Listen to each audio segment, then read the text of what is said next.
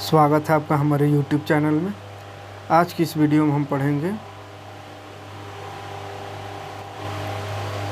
तो हमको इससे पहले पढ़े थे, पहला चैप्टर का नाम था हमारे आसपास के पदार्थ। हम जाने थे हमारे आसपास के पदार्थ क्या होता है पदार्थ। तो आज इस चैप्टर में हम पढ़ेंगे पदार्थ, जो हमारे आसपास का जो पदार्थ है वो क्या शुद्ध है या नहीं है, उसके बारे में पढ़ेंगे, है ना। तो सबसे पहले देख लेते हैं पदार्थ कितने प्रकार के होते हैं, पदार्थ की अवस्था कितनी होती है। जो पढ़े थे ठोस, द्रव, गैस, 3 अवस्था पढ़े थे। उसके अलावा प्लाज्मा भी अवस्था होता है ना। और एक होता है बोस आइंस्टाइन कंडेंसेट, ये भी अवस्था है, लेकिन फ़िलहाल ये सबको अभी सिर्फ नाम काफ़ी है जानना। क्या होता है इसके बारे में आगे की क्लास में हम डिटेल से पढ़ेंगे। ठोस, द्रव, गैस, 3 चीज़ को सिर्फ यहाँ पे ध्यान रखना है, ठीक है। उसके बाद यहाँ पढ़ना है भौतिक परिवर्तन, उसके बाद रासायनिक परिवर्तन भी पढ़ना है। शुद्ध पदार्थ पढ़ना है जिसमें तत्व और यौगिक आता है। मिश्रण पढ़ना है जिसमें एक समांगी मिश्रण होता है और एक विसमांगी मिश्रण होता है। और स्थिर अनुपातों का नियम, ये सब पढ़ना है ना। उसके बाद मिश्रण को पृथक करने का तरीका, 11 तरीका है, इन 11 तरीकों को पढ़ना है। यानी चैप्टर थोड़ा सा लंबा है, 2-3 पार्ट में इसको कवर करने की कोशिश करेंगे, क्योंकि अगर एक ही पार्ट में करें तो बहुत ही ज़्यादा लंबा हो जाएगा और समझ में भी नहीं आएगा। तो थोड़ा थोड़ा करके पढ़ेंगे ताकि अच्छा से समझ में आए। तो चलिए शुरुआत करते हैं। सबसे पहले देखते हैं शुद्ध शब्द क्या अर्थ है इसका। तो शुद्ध शब्द का अर्थ होता है पदार्थ में कोई मिलावट ना हो, परंतु एक वैज्ञानिक भाषा में सभी वस्तुएं विभिन्न पदार्थों के मिश्रण है, अतः शुद्ध नहीं है। उदाहरण के लिए जल, दूध, वसा इत्यादि। यानी शुद्ध का अर्थ होता है, शुद्ध पदार्थ का या शुद्ध शब्द का अर्थ होता है कि ऐसा पदार्थ जिसमें कोई मिलावट ना हो, कोई भी मिलावट नहीं होनी चाहिए। लेकिन वैज्ञानिक भाषा में सभी वस्तुएं, जितना भी वस्तु हम देखते हैं वो सब क्या है, पदार्थों का मिश्रण है ना। कोई शुद्ध वस्तु नहीं है। जैसे जल, पानी भी शुद्ध नहीं है, इसमें भी पदार्थों का मिश्रण है। इसी तरह दूध, वसा, ये सब भी शुद्ध नहीं है, इसमें पदार्थों का मिश्रण होता है। तो शुद्ध पदार्थ से तात्पर्य है कि उस पदार्थ में मौजूद सभी कण समान रासायनिक प्रकृति का हो। तो शुद्ध पदार्थ का मतलब साइंस में मतलब होता है कि उसमें जो भी पदार्थ है उसमें मौजूद जितना भी कण हो वो एक ही रसायन का हो, ऐसी एक ही रासायनिक प्रकृति का हो, है ना। एक शुद्ध पदार्थ एक ही प्रकार के कणों से मिलकर बना होता है। तो ये शुद्ध का डिफिनेशन हुआ। अब देखते हैं पदार्थ एक, तो ये पदार्थ क्या है, पदार्थ एक प्रकार का द्रव्य है जो कि भौतिक प्रक्रमों द्वारा अन्य प्रकार के द्रव्य में पृथक नहीं किया जा सकता है। यानी पदार्थ जो है एक द्रव्य मतलब एक वस्तु है, एक ऐसा वस्तु है जिसको अगर हम भौतिक क्रियाकलाप करके चाहेंगे उसको हम अलग कर दे, बदल दे उस पदार्थ को, उस वस्तु को कुछ दूसरे वस्तु बना दे, वो भी भौतिक प्रक्रम द्वारा, तो ये संभव नहीं है। इसके लिए कौन सा प्रक्रम करना पड़ेगा, रासायनिक प्रक्रम, है ना। यानी केमिकल रिएक्शन करेंगे तब कुछ एक पदार्थ से दूसरा पदार्थ बन सकता है। लेकिन अगर भौतिक प्रक्रम, भौतिक कार्य कर ऊपर अगर कार्य करे तो ऊपर से हम इसको किसी प्रकार का अलग पदार्थ नहीं बना सकते हैं, है ना। तो ये पदार्थ जो है वो शुद्ध चीज़ होता है। और मिश्रण क्या है, तो मिश्रण एक पदार्थ है जो 2 या अधिक तत्वों का यौगिक का रासायनिक रूप से संयुक्त हुए बिना बना होता है ना। तो मिश्रण किसको बोलते हैं, तो 2 या 2 से अधिक तत्वों या यौगिकों का ये से जो बना होता है उसको मिश्रण कहते हैं। जैसे वायु भी बहुत सारा यौगिक से बना हुआ है। किस चीज़ से बना हुआ है, तो वायु में ऑक्सीजन है, कार्बन डाइऑक्साइड है, नाइट्रोजन है, ये सब बहुत सारा अलग अलग यौगिक से बना हुआ है। गैस जैसे oxygen, nitrogen, argon, carbon dioxide, जलवाष्प आदि का मिश्रण है कौन, वायु, है ना। अब मिश्रण के प्रकार देखते हैं। मिश्रण के प्रकार, कितने प्रकार के मिश्रण होते हैं, तो मिश्रण 2 प्रकार के होते हैं। समांगी मिश्रण जिसको होमोजेनियस मिक्सचर कहते हैं, एक विसमांगी मिश्रण यानी हेट्रोजेनियस मिक्सचर। समांगी मिश्रण उस मिश्रण को कहते हैं जिसमें पदार्थ परस्पर पूर्ण रूप से मिश्रित होते हैं और एक दूसरे में अविभेद होते हैं, समांगी मिश्रण कहलाते हैं। यानी कि समांगी मिश्रण को अगर साधारण भाषा में बोला जाए तो समांगी मिश्रण उसको कहेंगे जब दो या दो से अधिक पदार्थ जो है वो संपूर्ण रूप से पूरी तरह से किसी पदार्थ में घुल जाए। कोई पदार्थ है वो पूरी तरह से किसी पदार्थ में मिल जाए, घुल मिल जाए, जो कि देखने से पता ना लगे कि इसमें दो पदार्थ हैं, है ना। जैसे चीनी और पानी को अगर घोल देंगे तो उसको देखने से लगता है कि उसमें चीनी भी है और पानी भी है, नहीं पता चलता है ना। यानी वो पूरी तरह से घुल जाता है। तो इस तरह से जो भी पूरी तरह से जब दो मिश्रण या दो पदार्थ एक दूसरे में मिश्रित हो जाता है, पूरी तरह से पूर्ण रूप से मिश्रित हो जाता है, तो उसको बोलते हैं समांगी मिश्रण। जैसे चीनी, जल और चीनी का मिश्रण, नमक और चीनी का मिश्रण, है ना। आगे देखते हैं विसमांगी मिश्रण क्या होता है। तो जैसे इसका उल्टा होगा, जो पूरी तरह से ना घुलेगा, है ना, तो उसको बोलेंगे विसमांगी मिश्रण। तो वे मिश्रण जिसमें पदार्थ पृथक रहते हैं यानी अलग रहते हैं। एक पदार्थ छोटे कणों, छोटे छोटे बूंदे अथवा बुलबुले के रूप में दूसरे पदार्थ में हर जगह फैला रहता है, विसमांगी मिश्रण कहलाता है।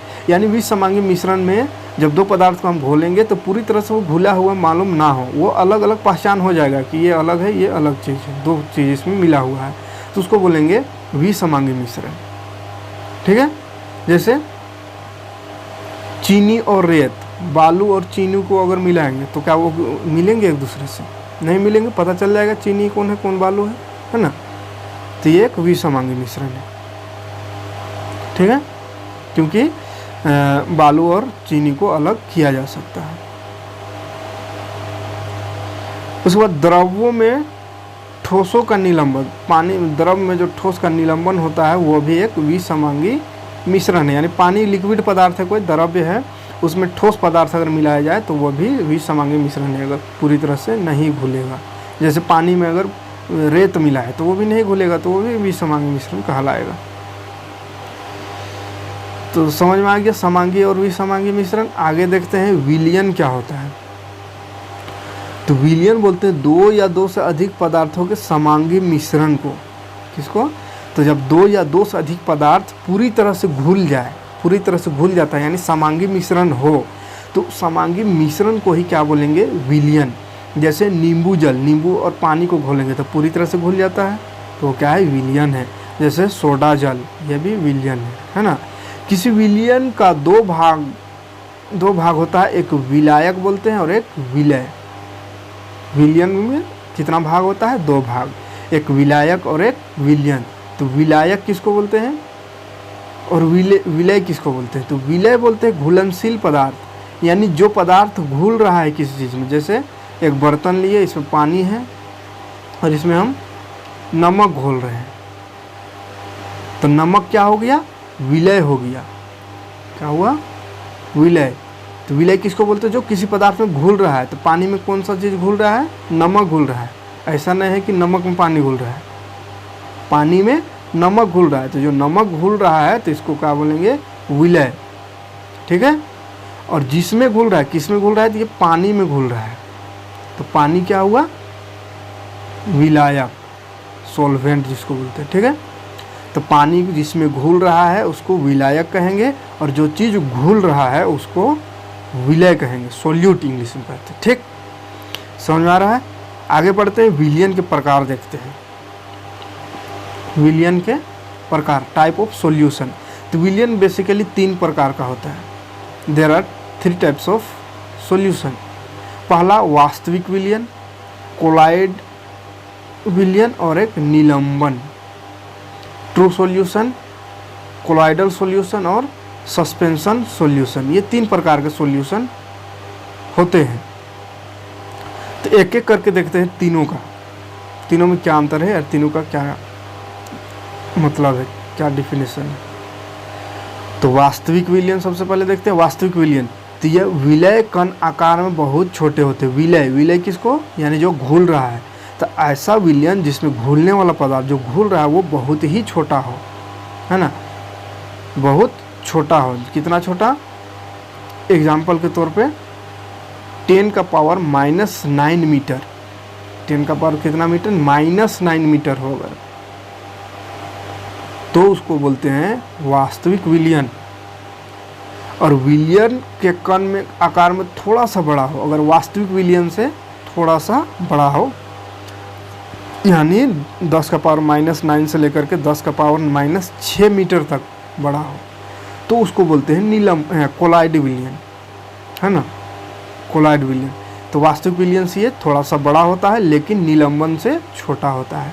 और निलंबन क्या है, तो ये बहुत आकार में बड़ा होता है, यानी ये दोनों से बड़ा होता है, इससे भी और इससे भी।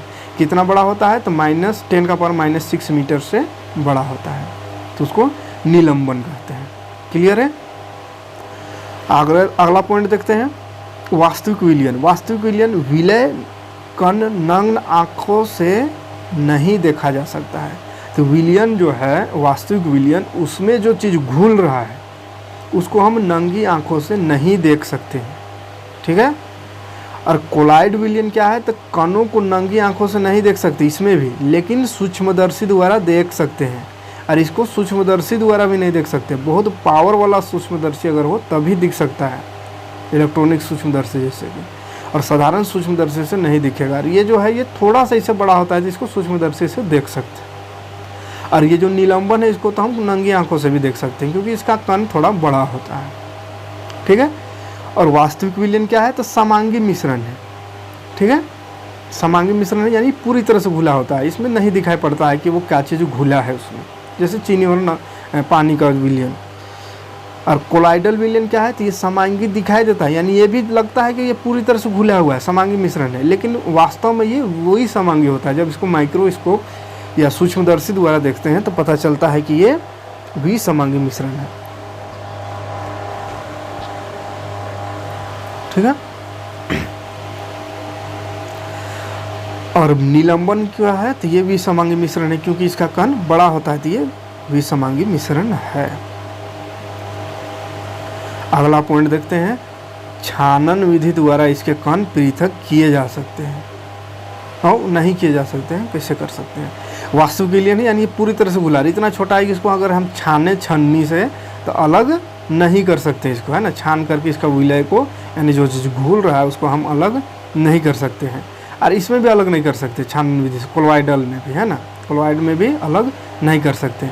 और इसमें जो है ये निलंबन, इसमें अलग कर सकते हैं, है ना। आगे पढ़ते हैं, ये जो वास्तविक विलियन रहता है वो पारदर्शी रहता है, यानी आर पार दिखाई देता है। और ये जो निलंबन है, कोलॉइडी विलियन है, कोलॉइडल सॉल्यूशन, वो अपारदर्शी होता है, आर पार नहीं देख सकता है। ये पारभासी होता है, यानी आर पार हल्का फुल्का दिखता है। उल्टा तो नहीं हो गया भाई, ये होना चाहिए यहाँ और ये होना चाहिए, है ना। ये पारभासी होता है और ये अपारदर्शी, इसको ध्यान रखना थोड़ा।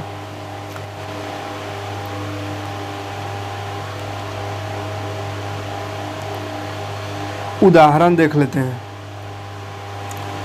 कोलॉइड विलियन का कुछ सामान्य उदाहरण, जैसे द्रव्य विलय है और विलायक गैस, यानी ये दोनों को घोले, द्रव्य और गैस घोले, तो उसका एग्जाम्पल है एरोसोल, है ना।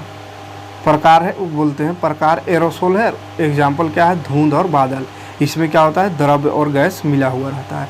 इसी तरह ठोस और गैस मिला हुआ है, तो उसका एग्जाम्पल को भी एरोसोल है, उसका प्रकार को भी एरोसोल बोलते हैं। एग्जाम्पल हुआ धुआं, इसमें ठोस भी और गैस भी दोनों रहता है। और गैस और द्रव्य की बात करें तो उसको फोम कहते हैं, झाग, जैसे शेविंग क्रीम में होता है। द्रव्य और द्रव की बात करें तो इसको इमल्सन कहते हैं, जैसे दूध, चेहरा क्रीम या दरवाज़ों का पेंट, ये सब होता है। ठोस और द्रव्य की बात करें तो इसको सोल बोलते हैं, इस प्रकार के विलियन को, जैसे बालू, गोबर। गैस और ठोस की बात करें, यानी गैस अगर विलय हो और ठोस विलियन हो, यानी गैस ठोस में घुल रहा हो, तो उसको भी फोम कहते हैं, जैसे झाग, रबर, स्पंज, ये सब हो गया। द्रव्य अगर ठोस में घुल रहा है तो उसको जेल या जेली कहते हैं, जैसे जेली और पनीर। ठोस अगर ठोस में ही घुल रहा है तो उसको बोलते हैं ठोस सेल, है ना। ठोस सोल। रंगीन दूध, इसका एग्जाम्पल हुआ रंगीन रत्न कांच, रंगीन रंगीन जो कांच रहता है, रत्न वाला कांच। अब मिश्रण के पृथक करने का तरीका। मिश्रण जो हम अभी पढ़े, मिश्रण उसको पृथक यानी अलग करने का तरीका देखेंगे। तो मिश्रण को अलग करने का तरीका, पहला तरीका है वाष्पीकरण, वाष्प बना करके, इवेपोरेशन जिसको बोलते हैं। इसका मूल उद्देश्य है यह मिश्रण के दो पदार्थों में से एक पदार्थ को वाष्पीकृत होना, यानी एक पदार्थ का वाष्पीकृत, यानी एक जो है दो पदार्थ मिला हुआ है उसी को तो विलयन कहेंगे, और उसी को अलग करना है। तो एक पदार्थ जो है वो वाष्पीकृत हो जाएगा, यानी वाष्प बन करके उड़ जाएगा, और एक पदार्थ जो है वो रह जाएगा, तो जिससे हम दोनों पदार्थ को अलग कर सकते हैं। ठीक है, ऐसा समझ में, तो इसको वाष्पीकरण कहते हैं, जिसमें दो पदार्थ हो और एक पदार्थ वाष्प बनकर उड़ जाए और दूसरा पदार्थ बर्तन में या जिस चीज़ में भी हम एक्सपेरिमेंट कर रहे हैं वहाँ पे बच जाए, तो इससे कि दोनों पदार्थ जो है वो अलग अलग हो जाएगा, पृथक हो जाएगा।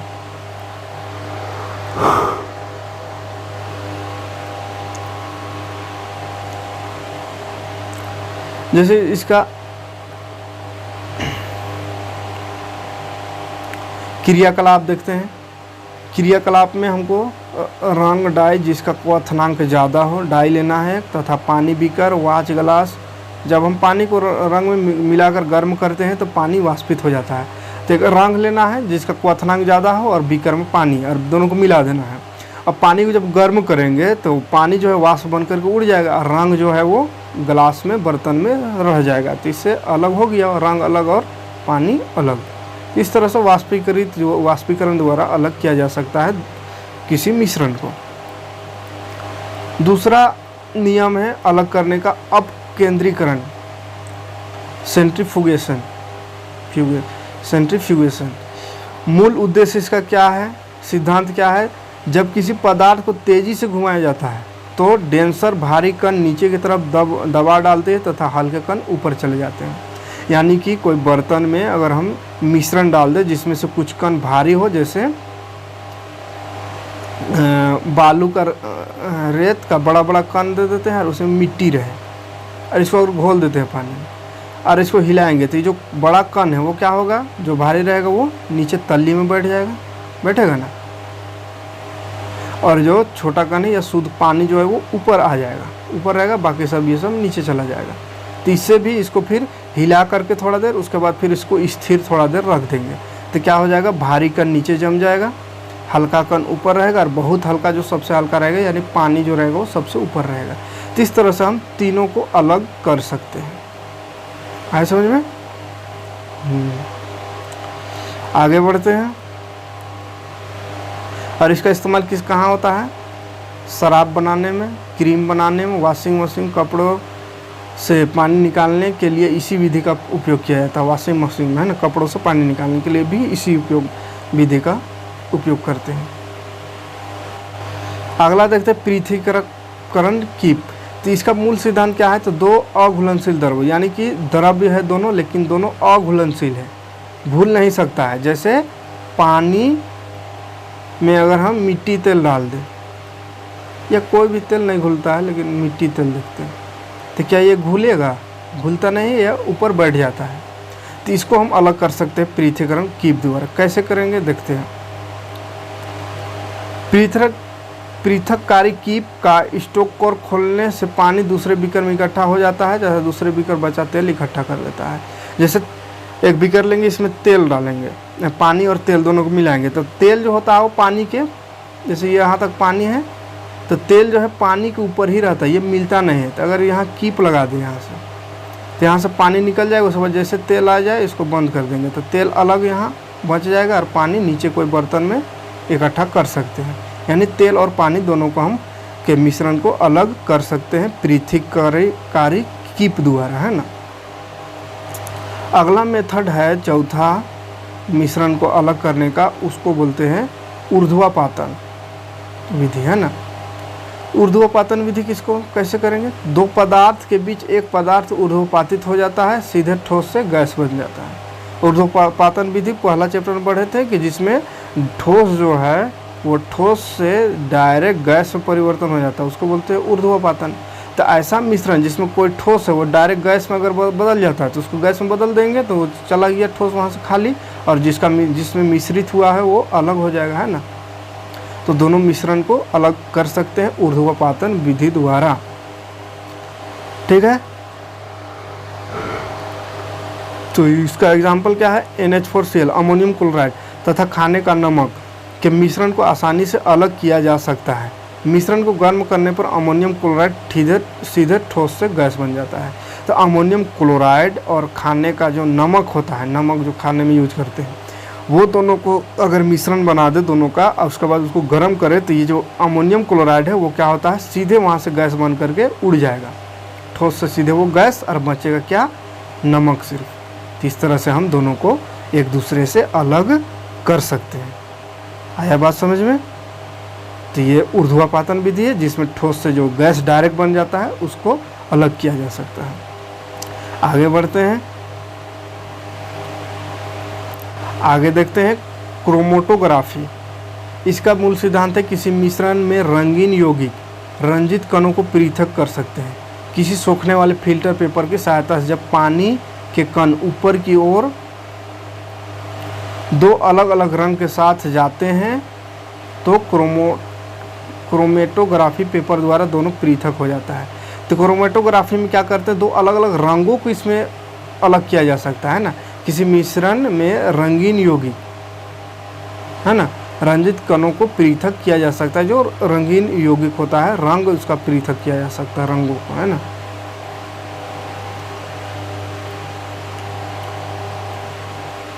जैसे इसमें एक्सपेरिमेंट दिया हुआ है, इसको अच्छा से देख लीजिएगा, नोट्स भेज देंगे उसमें। इसका प्रयोग कहाँ कहाँ है, तो डाई को, रंग को अलग करने में इसका उपयोग होता है, और क्लोरोफिल से पिगमेंट पृथक करने में, खून से ड्रग्स को पृथक करने में। जैसे खून में ड्रग्स हो गया, दवा का कोई रिएक्शन हो गया उसमें, तो उसको अलग करने के लिए इसका उपयोग किया जाता है। विधि है आसवन विधि। इसका सिद्धांत दो संघटकों के बीच एक का क्वथनांक दूसरे से कम होता है। यह विधि दो या दो से अधिक घुलनशील द्रव्यों को अलग करने के लिए किया जाता है। तो इसमें क्या होता है, दो पदार्थ है, मान चलिए एक पदार्थ ये, एक पदार्थ ये, तो एक का जो क्वथनांक है वो दूसरे से कम होता है ना। जैसे एग्जांपल, जब पानी और एसीटोन का मिश्रण को गर्म किया जाता है, क्योंकि एसीटोन का क्वथनांक कम होता है तो यह गर्म होकर वाष्पित रूप से ट्यूब में चला जाता है। तो क्या है इसका एग्जांपल है, तो एसीटोन और पानी को जब मिलाया जाए, मान चलो ये एसीटोन है और ये पानी, जब दोनों को मिला देते हैं और गर्म कर देंगे तो एसीटोन का जो होता है क्वथनांक कम होता है, इसलिए एसीटोन जो है वो जल्दी वाष्प बन करके उड़ जाएगा और बचेगा क्या, पानी। तो इससे हम एसीटोन और पानी को अलग कर सकते हैं। तो इसी को बोलते हैं आसवन विधि, जिसमें कम क्वथनांक वाला जो है वो जल्दी से उड़ जाएगा वाष्प बन करके, है ना, और बाकी बच जाएगा अगला पदार्थ, दूसरा। तो चलिए आज के वीडियो में इतने ही, लंबा वीडियो हो जाएगा तो थोड़ा सा बोरिंग लगेगा पढ़ने में, थोड़ा लंबा चैप्टर है इसलिए थोड़ा थोड़ा करके पढ़ेंगे। तो आसवन तक आज इतना ही, कल आगे देखेंगे इसका आगे का विधि को।